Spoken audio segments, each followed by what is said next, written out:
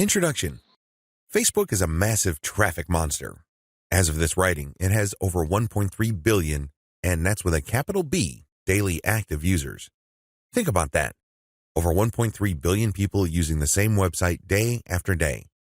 On top of this, it continues to grow.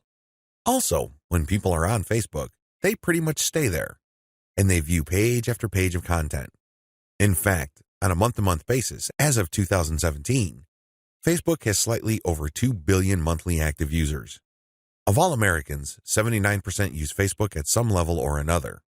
If this wasn't impressive enough, the next platform that gets the highest percentage of American users is Instagram, which is owned by Facebook. Instagram clocks in at 32% of American usage. Among U.S. residents, 53% reportedly use Facebook several times a day. In terms of the world's total population, more than 22% of people on the planet use Facebook with some level of frequency. The point is, Facebook is a massive traffic monster. You really can't afford to miss out on Facebook and its marketing potential. If this wasn't impressive enough, wait, it gets even more mind-blowing. Once people log into Facebook, the system basically keeps tight surveillance on them. And the crazy thing is that this is all done with their permission. When you sign up for Facebook, there is a user license agreement that you must consent to. Unless you read the fine print, you wouldn't become fully aware that once you sign in, every like, comment, share, as well as pages that you liked and even ads that you clicked will be monitored by Facebook. It's as if by watching your behavior, Facebook can make educated guesses as to what your interests are and can then show you advertising that fits those interests. Sounds pretty fair, right? Well, this extends across the board. That's right. Every group you join as well as interactions on Messenger are monitored, tracked, and targeted by Facebook. This is not lightweight targeting, mind you.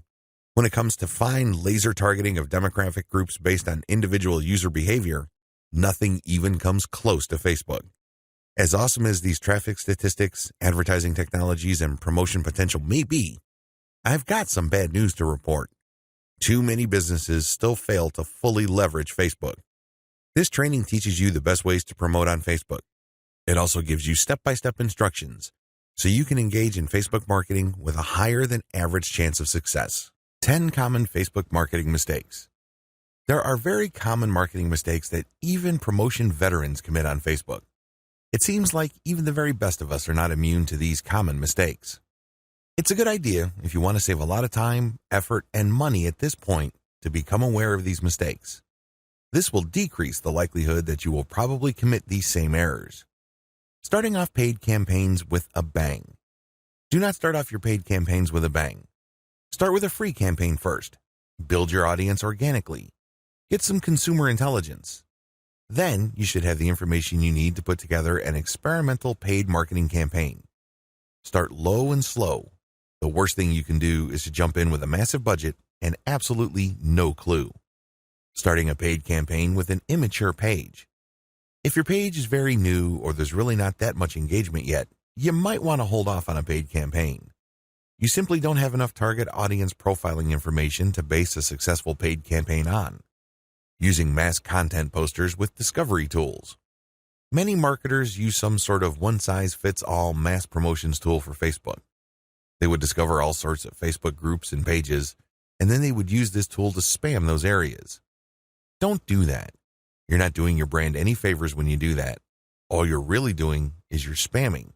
It's only a matter of time until you get banned. Promoting direct affiliate links or direct sales page links.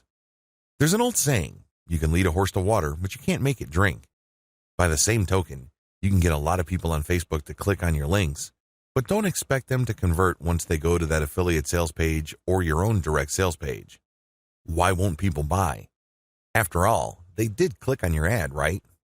Answer, they haven't been properly qualified. In many cases, they click out of curiosity. Maybe they clicked by mistake.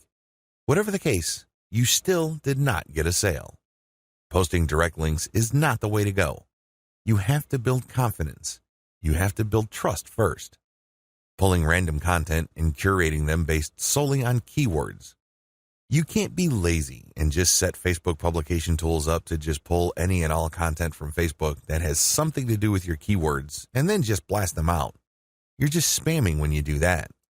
You have to be very deliberate and careful regarding the kind of content, whether curated or not, that you will associate with your brand. Rotating and republishing the same content over and over again. Have you ever gone to a Facebook page and it seems like all the content got reposted over and over again within the same day? The idea behind this practice is that the more Facebook audience members see the content, the more likely they will click through. It looks like you're just spamming your page fans over and over again. Don't be surprised if they unlike your page. Wholesale optimization of ads. Another common rookie mistake on Facebook involves paid ads. If you notice that one of your ads is simply not performing, it's very tempting to just come up with a brand new ad by completely replacing the ad with something that looks totally different. When you do this, you really don't know which part of the new ad is succeeding or failing. You're basically taking shots in the dark. If your ad's performance improves, you don't know what caused the improvement. You have to have some sort of strategy or method that will enable you to track where the improvement in your click-through and, ultimately, your conversion rates are coming from. Simply swapping out ads in total or in whole doesn't really give you the data that you need to make effective decisions. Copy and paste competitor ad strategy. Some marketers are so lazy that they would just look at their competitors and essentially just copy their ads. Of course, they're not going to copy word for word, but they still end up failing. How come? Well, your competitor spends a tremendous amount of money optimizing the ads that they're showing. Their ads work. However, you won't get a competitive advantage if you copy them wholesale. You can't just copy somebody's ad without knowing what you're doing. Indeed, only a certain portion of your competitors' ads truly deliver results.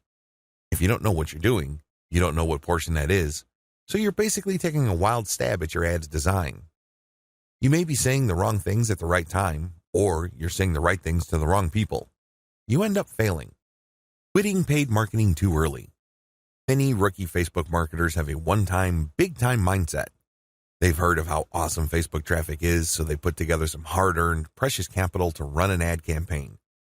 If the campaign doesn't work out according to their expectations, they're too quick to pull the plug and quit FB ads altogether. Just because things aren't working out, it doesn't mean that you have to pull the plug on the whole thing. You can stop certain campaigns and start new ones and operate with the same budget. You can make modifications of your existing campaigns. Failing like a huge train wreck. Have you ever seen a slow-motion train wreck? It's quite sad because it's all too predictable, but you can't turn your head and look the other way. You want to know what's coming next. You know, at the back of your head, what exactly is going to happen, but it's so slow, so massive, that you just can't help but look. Your Facebook marketing campaign can proceed the same way. You know that the campaign is failing, but you can't quite put your finger on the cause. So you just go through the motions like a deer with its eyes caught in the headlights. Why not choose to learn how to fail quickly? Since you're not going to make 100% of your shots, learn to live with this fact and move on. Learn to fail quickly using a tiny budget. This way, you can run many different experiments. Even though the vast majority of them are failures, that's okay.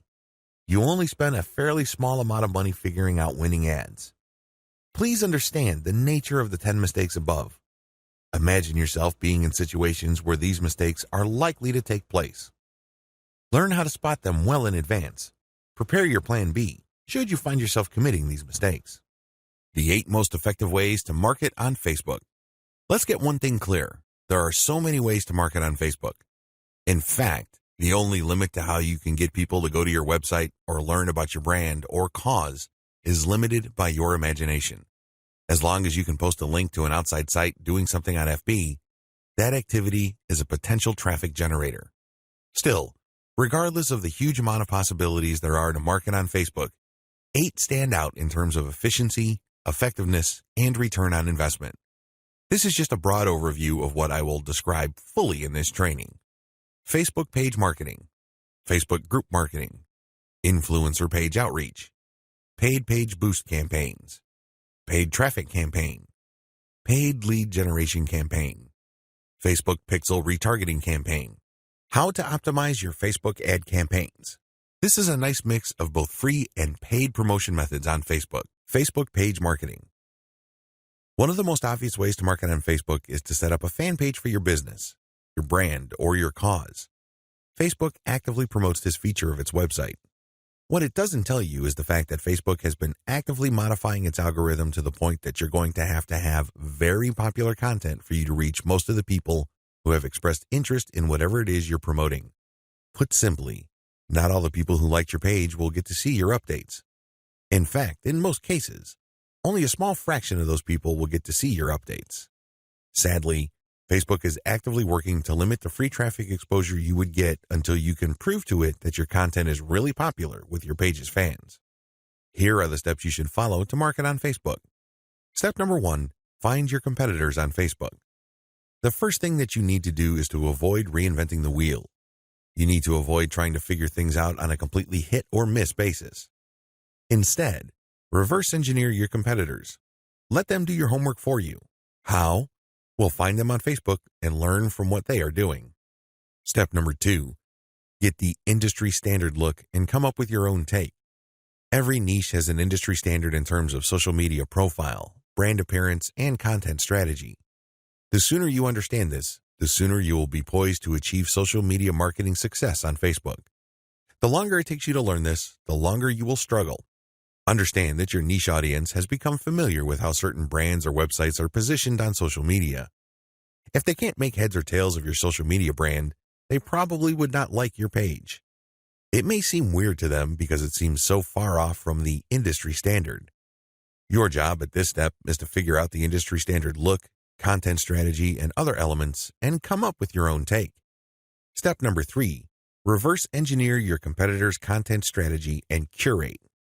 Lots of business owners would post hot content on their social media accounts as well as their blogs. Sadly, 9 times out of 10 that content goes nowhere. People don't click on it, share it, comment, or otherwise engage. What these publishers are doing is basically gambling their content would resonate with their audience.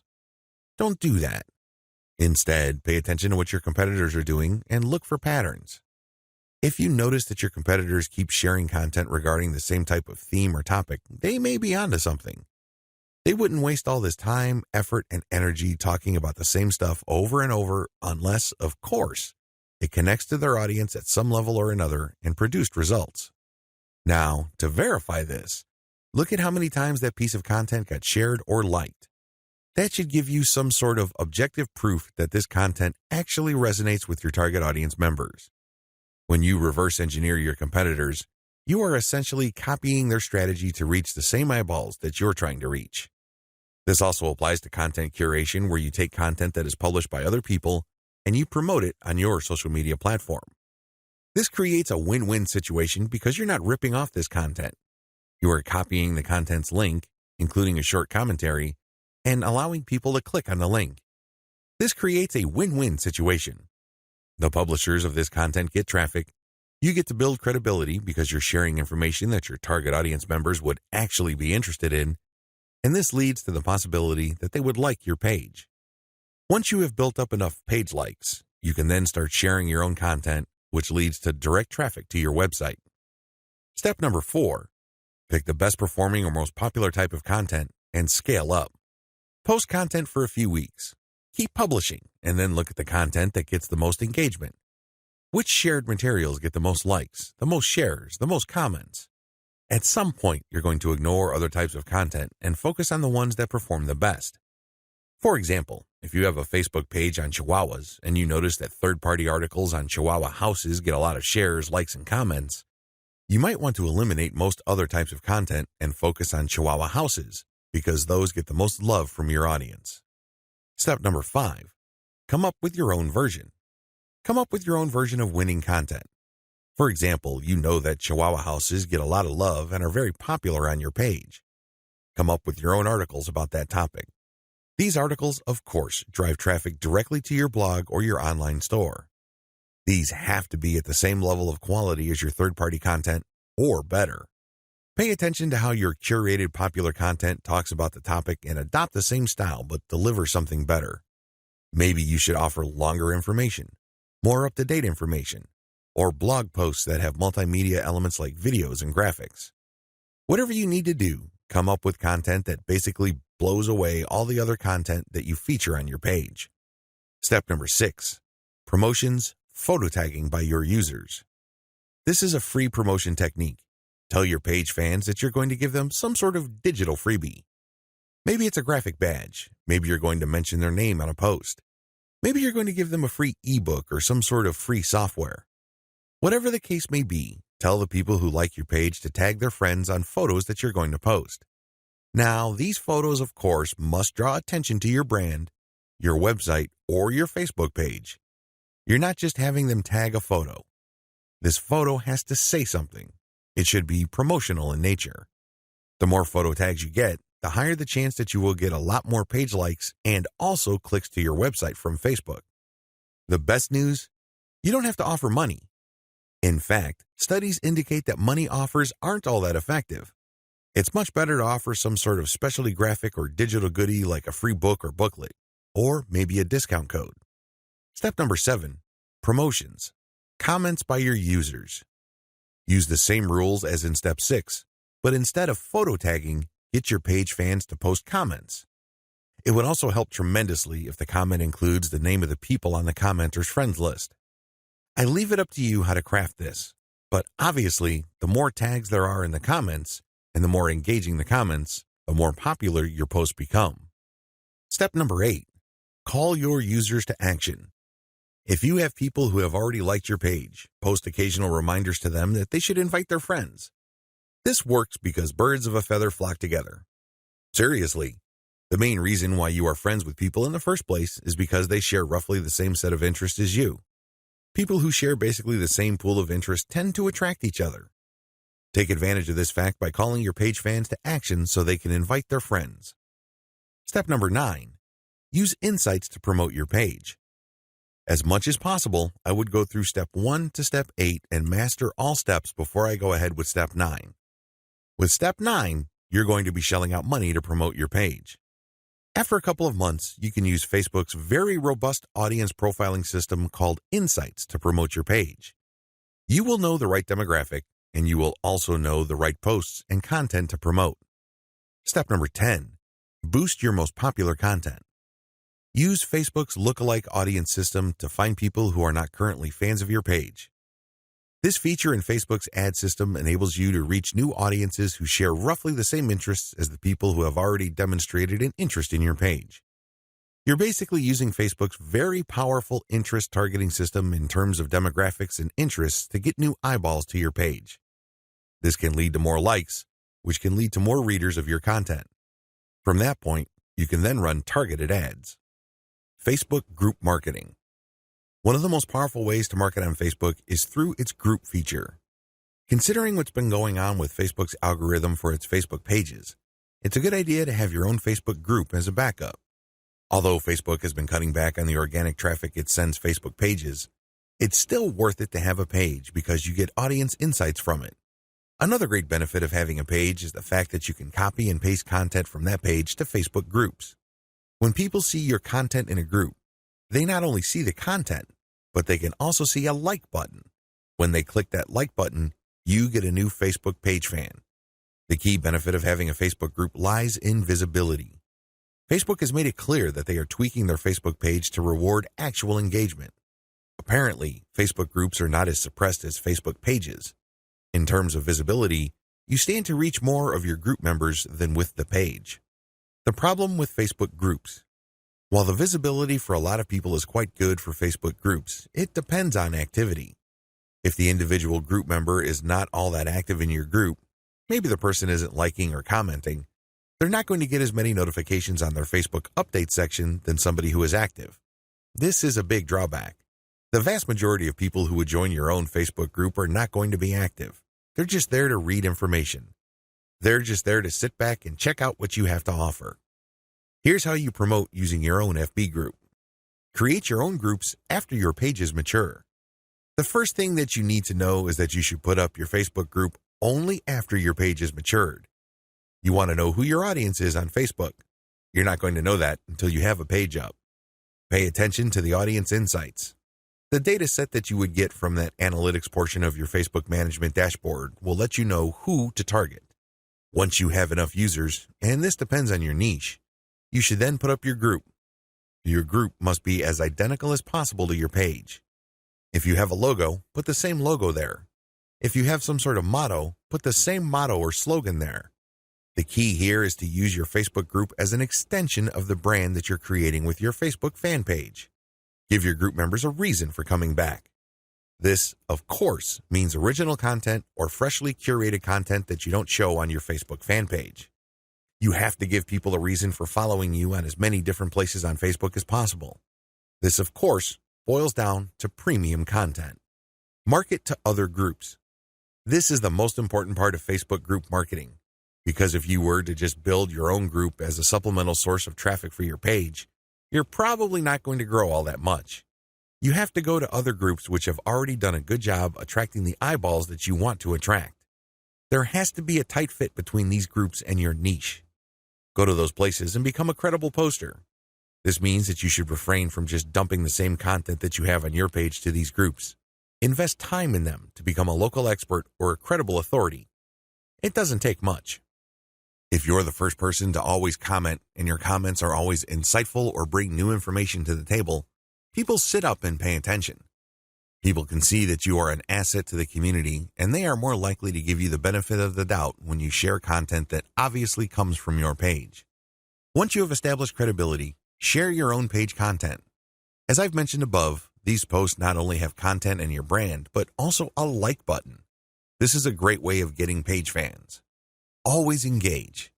When people comment on what you post, reply. They might be haters, they might be critics, but it doesn't matter, reply anyway. This conditions the mind of your readers that you are approachable, accessible, and you actually want to help people out. If you just drop a link and take off immediately, you're a spammer. You're not a community member. You're obviously not somebody who's there to add to people's knowledge and bring value to their lives. My most important tip: after sharing high-quality third-party content that you do not share on your page in groups, pay close attention to your page's audience insight. Find your most popular piece of content. Look for third-party content that is similar to that and see if you get a lot of positive engagement when you share that material. If this pans out, then use content from your site that fits the same themes as the tried and proven popular content on the Facebook groups that you're in, and use those to get page likes. Influencer page outreach. Influencer page outreach really boils down to creating allies. In your niche, you are sure to have competitors. However, some of these competitors are open to cooperating with you. Many will not give you the time of day, but there are few who would see the strategic advantage of partnering up instead of competing. There are also other people on Facebook who have pages and who are not competitors with you. They may even have a lot of fans. Here's how you build alliances with influence leaders on FB. Step number 1, find competitors. The first thing that you need to do is look at your notes when you reverse engineered your competitors. These people are in the same niche as you. After all, you study them to get to the industry standard content strategy as well as page layout and design for your own Facebook page. Next, you should look for non-competitors who specialize in your niche. There should be quite a few of these. These are not merchants or ones who provide services. They're not competing for the same dollars as you. Instead, they cater to the same audience as you. Try to find as many of these as possible. Step number 2, pay your dues by engaging. I know at this point it's very tempting to just go to a competitor's page and post a comment on one of their posts. In the comment, you're dropping a link to your page or to your website. You then repeat this many times on all their posts. Well, let me tell you, if you do this, you're going to get banned. Whatever links you put up will get deleted. It's a waste of time. Don't even think about it. The same applies to influential niche observers. These are non-competitors, but you shouldn't spam them either. Instead, you should pay your dues by engaging. How do you do this? First, you need to share high-quality content. It doesn't matter who wrote the content. It doesn't matter where that content goes to or links to. What's important is that it provides maximum value to anybody reading that content. It has to be on point. It has to deal with a specific theme or topic that you know that your target audience members are interested in. Next, you need to engage with people in terms of answering their questions. Try to be a facilitator. Try to be a mediator. Try to be the go-to source of information for your niche. If people are looking for statistics, go on Google and find them the statistics they're looking for. If they're looking for a video, go to YouTube and search for the content that they're looking for. The more you do this, the more people will pay attention to you because, let's face it, in any kind of online group communication platform, only a very few people actually produce high-quality content. You can count them on one hand most of the time. Everybody else is basically a leech. They take and take information, but they only give from time to time, if at all. Be that expert. Be that go-to resource. Another way you can engage is by asking questions.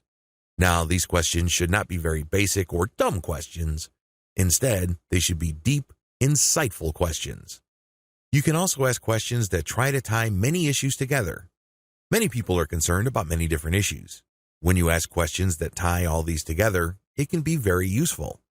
You should also give feedback to people's responses. You have to do this in a respectful way. You cannot come off as a hater or somebody who's just plain negative. There is such a thing as constructive feedback. Remember, the name of the game here is to add value to the places that you're on. This means sharing information and enhancing information through proper questions and feedback. Step number 3, become credible, then reach out. At a certain point, people will start asking for you by name. People will try to reach out to you via Messenger. That's when you know that you have become an asset to these groups. That's when you know that you are on people's radars. You're not just this random person showing up every once in a while dropping a link. Instead, you're that person that helps keep these groups together. This is when you reach out. This is when you try to engage with the group admin. Usually, the best way to do this is when they engage with you. Maybe they mention your name, or they send you a message on Messenger.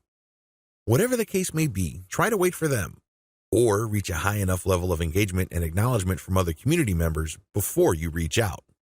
What are you going to be reaching out for? Well, there are many different opportunities on the table. You can ask to swap content with your page.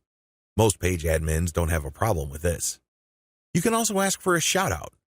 Basically, the admin of the page that you're on will tell page fans to check out your page because your page is a friend of the page they run. You can go through some ideas regarding joint events. Now, please keep in mind that this is not like a real event where people have to physically go somewhere, or you have to rent out some hall, rent out security, or get food. No. This is an online event. Maybe a seminar, a live Facebook session conducted from 2 locations, or it can be an interview. Another opportunity on the table is, of course, guest blogging. You probably don't need me to remind you of how value-packed this is. Not only do you get eyeballs to your link, which can produce direct traffic, but you also get tremendous search engine optimization benefits if the partner has a high-value blog. You can also reach out for infographics. This means you create an infographic and you get the admin to post the infographic on their blog with a link back to you. Again, this boosts your SEO chances. Finally, you can collaborate on content. This is custom content intended for both your audiences. Regardless of how you cut it, influencer page outreach is a very powerful way to market on Facebook for absolutely free. Seriously, your only investment is your time. And what makes it so awesome is the fact that you are leveraging the hard-won credibility and authority of your partner. They've been there before. They put in the work and the time to develop a rapport and a solid brand with the people that follow them.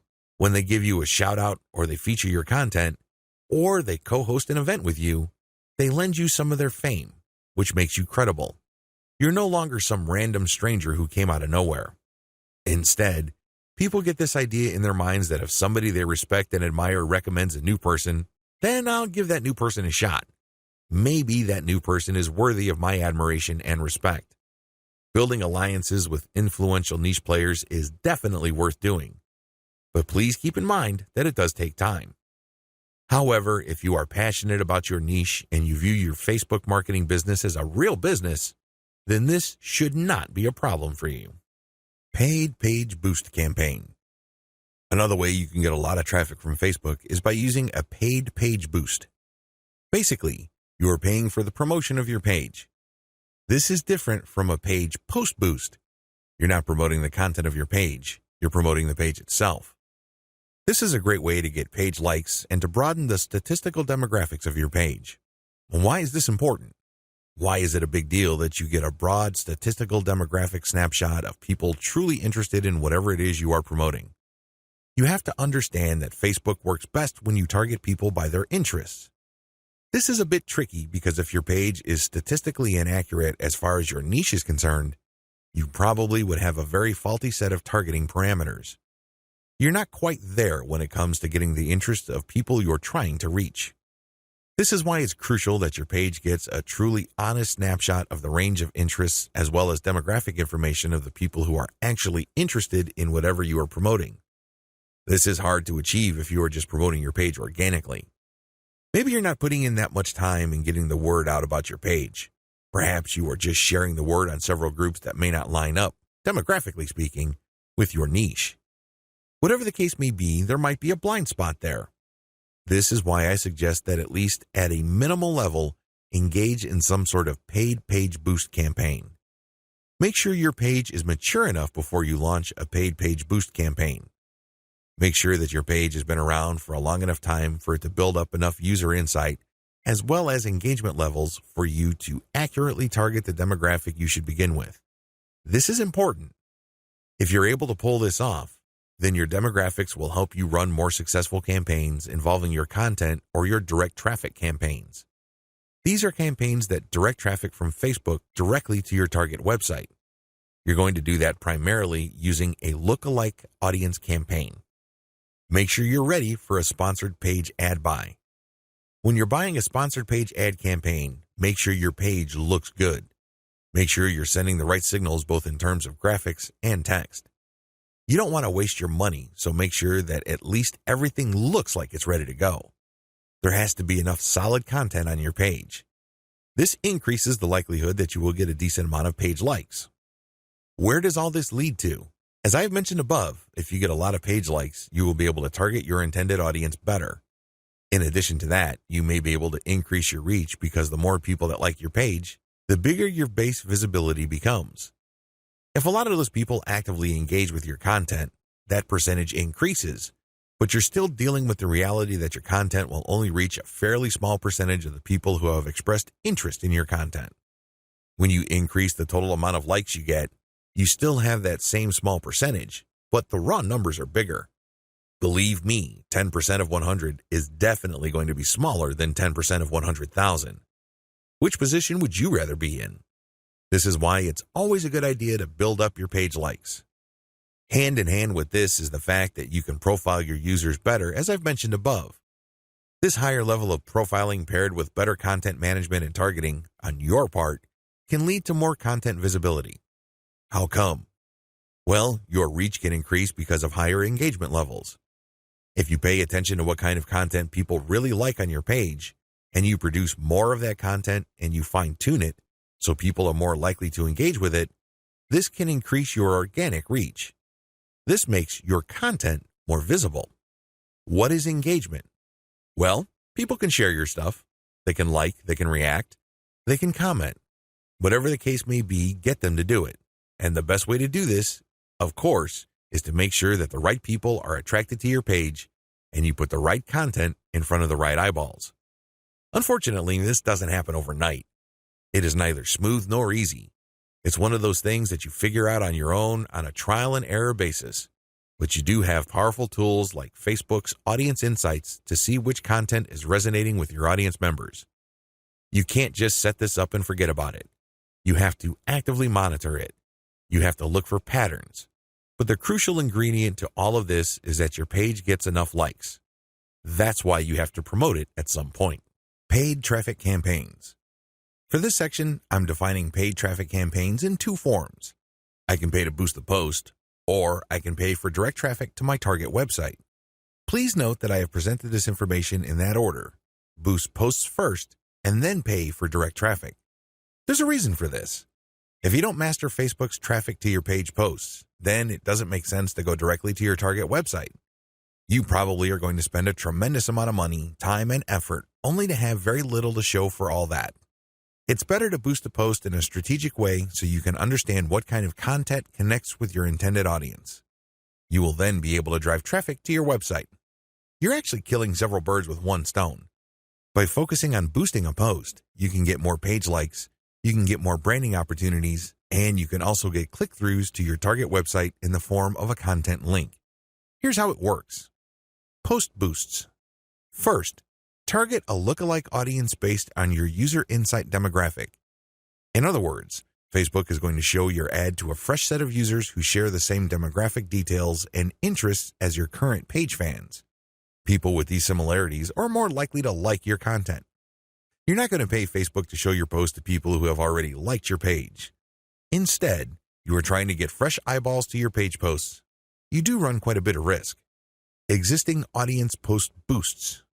The next option you have available to you is to boost your post to people who have actually liked your page.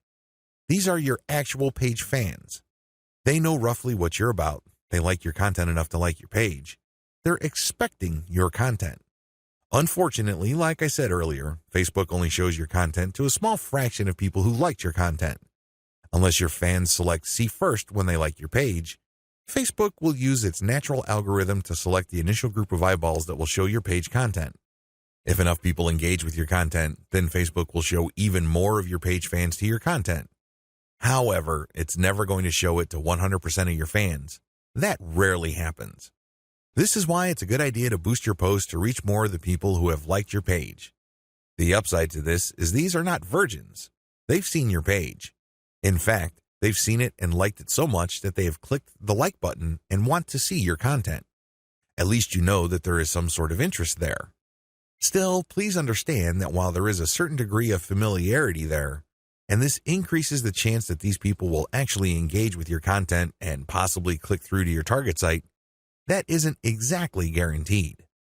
Existing audience plus their friends. As the old saying goes, birds of a feather flock together. Friends usually have shared interests. In fact, if you think about it hard enough, that's the main reason we became friends in the first place. We have certain interests in common. We have certain things to talk about, and that's why we're friends.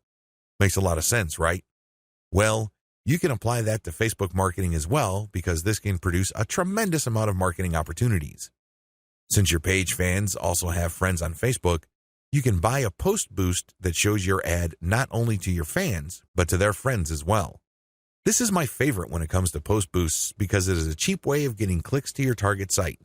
You reach a much wider audience. Please understand that if your page has a fairly small number of likes, even if you boost post after post, you only have a small base to work with. Now, if you expand that base by including your existing audience plus their friends, you have a lot more people to work with. You are operating with some level of confidence because you know that friends usually have shared interests. This translates to possibly cheap clicks to your target site. The best way to do this is to post a link directly to your content or to your promotional page on your website with some content. This way, when someone clicks through, they go straight to your website. They can read your commentary and some preview text, but the text should call them to action. This is the cleanest way to get direct traffic cheaply using post boosts targeting your existing audience and their friends. Direct traffic to your target site. The next option is to promote a target URL directly. It doesn't show a post from your page. It just goes directly to your target website paired with a picture. This is the direct traffic option on Facebook. To become successful with this, you have to use the lookalike audience based on your engaged users' insight data. In other words, your Facebook page should be mature enough for you to get solid consumer intelligence that you can then use to target potentially interested audiences on Facebook. That's the best way to do this. There are other ways. You can run raw targeting. Basically, you're not relying on user insight. Instead, you're just looking for an age range and a geographic location. You're also using gender. In certain situations, this may pay off. In fact, you may get better results than lookalike audiences, but generally speaking, you should focus on using the consumer intelligence your Facebook page gathered so you can reach people who are very similar to people you know have demonstrated a solid interest in whatever it is you're promoting. Best practices. Use them to boost your results. First, run small tests. This enables you to fail quickly. People who really know their way around Facebook run campaign after campaign after campaign until they're able to connect the dots and come up with a campaign that actually works. This is why you need to run small, cheap tests so you can easily see which campaigns are working out and which ones have failed. Next, make sure your budget is low. Usually, when I run a dollar campaign, that is good enough for me. $1 a day for 7 days a week, that is good enough for me to see if an ad has potential. So, I would run several ads. We're talking about $70 for 10 ads running at the same time. Third, focus on what works. Let me tell you, when you run many small tests, the winners stand out. Either they get clicks or not. That's the bottom line. However, at this stage, you're not just looking for clicks. You're not just looking for an ad campaign that gets a lot of attention. Instead, you're also going to look for an ad campaign that actually delivers conversions. You're going to have to set up your Facebook pixel to your target website so you can track whether traffic from Facebook went all the way through. I'm not just talking about traffic produced when people click on your link and they go to a content page and they leave. That's worthless. That's not going to help you. That traffic has to go to the content page, go to the sales page, and eventually make it to the shopping cart. That's when you know your campaign actually has traction. Focus on what works. Focus on what gets a high click-through rate paired with a conversion rate. However, to get there, you're going to have to burn through many ads. This is not going to jump out at you. It's not going to be obvious. It's not going to be easy. Once you have identified that ad and you've fine-tuned it, then scale it up. That's how this works. Basically, you focus on what works and then pour real money into it. Paid lead generation campaigns. Did you know that on Facebook you can collect email? That's right, you can collect leads. It's pretty straightforward. You can run ad campaigns with a lead collection button. It can be find out more, sign up, or other language. Regardless, if you're running this type of campaign, it must be highly targeted. It's really important that your targeting is spot on. I put this part of Facebook ad marketing at this point in the list of marketing methods because this takes quite a bit of work. You should be quite familiar with Facebook before you even try this. You should know your way around Facebook's ad system before you engage in paid lead generation because it can get quite expensive. If your ad doesn't get many clicks or it's super finely targeted, you don't really have that many people to work with, and this can drive up your costs. You have to know how to optimize your ad campaigns on Facebook for this to make sense. You can optimize on many levels. There are 3 levels you can optimize. Level 1, you can tweak the freebie you're giving away. This is the free stuff that you're giving away, so people are motivated to enter their email address into your form. Maybe you are giving away free membership access. Perhaps you are giving away a booklet or a book or a report, a set of templates, a set of graphics, possibly even giving away software or a mobile app. Whatever the case may be, you are giving out freebies, and you need to optimize these. What I mean by that is the freebie that you give must motivate the most people in your target audience to sign up for your mailing list. This is not easy. You cannot assume that just because you think that your booklet is awesome or is the next best thing since sliced bread doesn't automatically mean people will agree with you. It doesn't work that way. You may have to switch from one freebie to the other until you get a high enough sign-up rate that would tell you that the freebie that you have selected is the right one. Thankfully, this is fairly easy to do with Facebook. You basically run different ads that offer different premiums. Level 2. Level 2 optimization focuses on optimizing your ad copy. As I've mentioned above, lead generation campaigns on Facebook can and do get very expensive. It seems like you're doing all this for basically a handful of emails. This is why it's really important to make sure that you run a fully optimized campaign to get the most results. How do you do this? Well, you optimize your ad copy on an elemental level.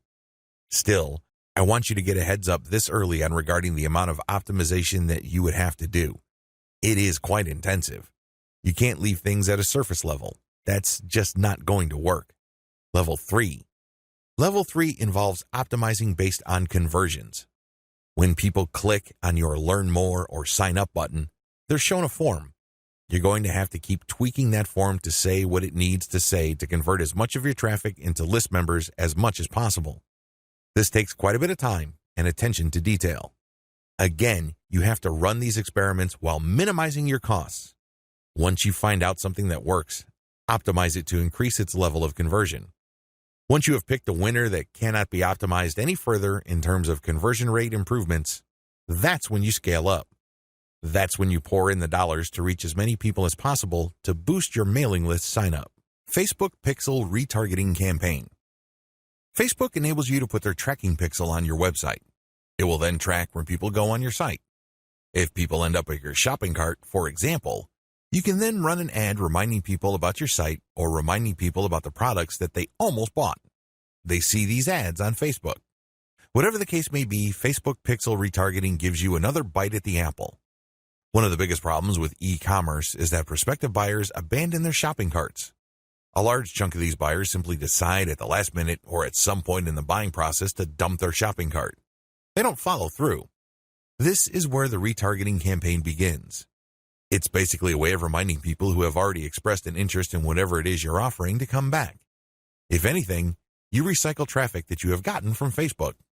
Another benefit of this technology is that it pulls traffic from Facebook that you did not get from it originally. For example, if you did an independent marketing campaign completely free of Facebook, but you put a Facebook retargeting pixel on your page, when people from that independent campaign, maybe it's a forum promotion or search engine optimization or another social media platform or whatever source, go back to Facebook to check their accounts, your ad will show up. Sounds awesome, right? These are all possible through a Facebook pixel retargeting campaign. There are 2 steps to it, and it's pretty straightforward. Install Facebook Pixel on your website. The first thing that you need to do is to install the Facebook tracking pixel on your site. To do this, you just go to Facebook's business section and look for their pixels instructions. It's pretty straightforward. Even if you're using WordPress as your content management system, installing Facebook Pixel is a breeze. Next, you need to make sure that you drive traffic to your site. This means that you have to let traffic flow to your site for quite some time before you launch a retargeting campaign. It's not a good idea to launch a campaign as quickly as possible. You have to have enough targeting pixels installed in people's browsers for this to make sense. Otherwise, there are just not enough people to work with. Now, keep in mind that if you are in a niche that has generally low traffic levels, then you would have to conduct your campaign even though the overall traffic flow to your website is fairly low. Run ads on Facebook for retargeting. The ads that you're going to run for Facebook pixel retargeting are going to be a bit different from the normal boosted posts or picture links that you run on Facebook. Instead, these are going to try to achieve 2 things. You can remind people about what they did. Maybe they wanted to buy something, but they changed their mind at the last minute. Perhaps they were reading some sort of conversion article and were about to enter their email address, but they didn't. Whatever the case may be, you're reminding them to come back to what they were doing before. The other thing that you can do with your Facebook pixel retargeting campaign is to pull people deeper into your website. Usually, a website is composed of 2 parts. The first layer is the content layer, meaning you're trying to get people to know about the problem, like your particular solution, and eventually trust the solution enough so they can buy. The other part, of course, is pretty straightforward. It's all about buying. But there's a complication. A lot of people would go through the content layers, but they never make it through to the actual buying part. They never make it to your conversion page. This is where retargeting ads that pull people deeper into your website makes a lot of sense. For whatever reason, somebody reading an article on your site decides to close the window and get out of your site. You can run ads that tell them about content, but another piece of content that is related to what they were reading before.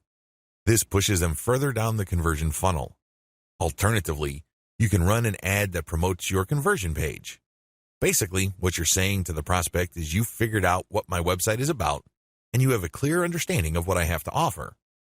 Maximizing your results from Facebook pixel retargeting.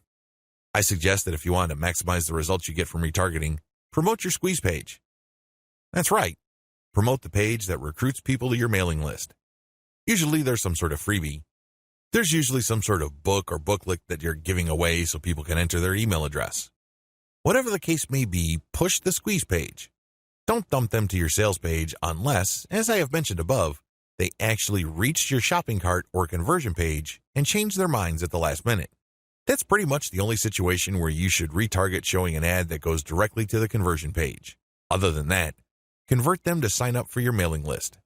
It's your mailing list with its many chances at gaining attention, building trust, and gaining credibility, which will actually do the heavy lifting as far as converting that prospect into an actual sale. How to optimize your Facebook ad campaigns. Follow the steps below so you don't overthink things and make bad decisions when optimizing your FB ads. Reverse engineer your competitors and come up with a standard model. If you have a personal account, find your competitors and like their pages. Before you know it, you'll start seeing ads either from your competitors themselves or from businesses that are very similar to your competitors. Pay close attention to these ads. Reverse engineer them to find the standard model for these ads. In other words, go through as many of these ads as possible and get a clear understanding of what kind of pictures, headlines, and text they use. Also, if they are mostly promoting posts, pay attention to that. Whatever the case may be, look at what they're doing and see common patterns. Focus on the most commonly used strategies because this gives you the industry standard model. Don't get sidetracked by ads that seem so different, so new or so innovative, because if they are so different from the industry standard model, they're outliers. There's a high chance that those ads do not convert. Come up with your own version and test with a low budget. Test with a low budget. You don't want to burn through a tremendous amount of cash during the testing process. There will be a time and place for you to get crazy with the budget, but now is not the time. Create variations and test. Now that you have come up with your own version of the standard model, create variations of it and then run low-budget tests. Do not do this randomly. Do not do this based on your feelings or impulses. Instead, you have to follow certain rules on how to create variations. Otherwise, you wouldn't know which part of the ad accounts for its greater success. I've seen this happen many times. In fact, I've committed this mistake before. I would take an ad and test it. I would notice that it's not getting that many clicks, so I'd change half of the ad. Maybe I changed the picture and then the headline, or I would change the heading and the description. Whatever the case may be, I would change half of the ad, and sure enough, it would improve. But when I try to improve things again by changing the other half of the ad, it falls apart. You want to establish a way of effectively tracking which changes accounted for which improvement. By using this method, you can optimize parts that work to reach peak convertibility and then work on the other elements of the ad that could use some improvement. However, you have to do this in a systematic way. I've described this in the section below. Pick the winner and make further variations. Now that you have made variations of the original and you ran a test, there will be at least one winner. It gets the most clicks and conversions. Make variations of it and you run the test again. Keep testing until you find the ad that delivers the best return on investment. The end of this process is pretty straightforward. You keep making variations and you keep testing on the cheap until you find an ad that delivers the best ROI. In other words, it delivers the most conversions while costing very little money. I know it sounds like a fantasy at this point, but it is doable with testing. Scale up. Increase your ad budget to your winning ad to pump a massive amount of traffic to it. You should only do this when you are dead sure that you have a winning ad on your hands. In other words, you have tested it rigorously and have optimized it to the point that it cannot improve its conversion rate any further. That's when it's ready to go big time. Make sure you optimize on an elemental level. The big problem with the ad optimization method I described above is how do you know which part of the ad to change up? How do you know which part of the ad to optimize? Wholesale variations do not work. You can't just take an ad, see that it doesn't work, replace it with a completely different ad, see that it doesn't work, and then repeat that process. Even if you're spending very little money, it still burns a tremendous amount of time, effort, and opportunities. You need to have a better way to turbocharge your results. Vary on an element-by-element basis. I would take an ad, and I would restrict my optimization to a specific element of that ad. Every ad actually has many elements. There is the graphics, the heading, the description, the link. I would start with one element, and I will come up with different versions. The most obvious part is the picture. So I'd play around with the different pictures and see which gets the most clicks. I would then come up with a variation of that picture and see if I can improve my click-through rate. Again, I'm spending very little money here. I just want to see an improvement in click-through rate for that element that I'm varying. Once I have reached a plateau and I can't improve any more on that element, I would then switch to another element. For example, if I'm running a campaign for dog food and I notice that my best performing picture after a series of variations is a picture of a chihuahua that seems to be smiling, I will keep that picture, but then I will then switch to the next element of the ad, which is the headline. I would then keep varying the headline to see if I can improve the conversion rate of that ad. Once I've reached the ceiling or a plateau for improvements in conversions due to headline changes, I then move to the description. Do you see how this works? You know that you have to vary an element if you keep picking the winning variation. You do this with small tests until the whole ad is optimized. After all elements have been optimized, scale up your ad buy. Once I've gotten an ad that converts much better than its original form, and I've gone through all the elements, now is the time to scale up.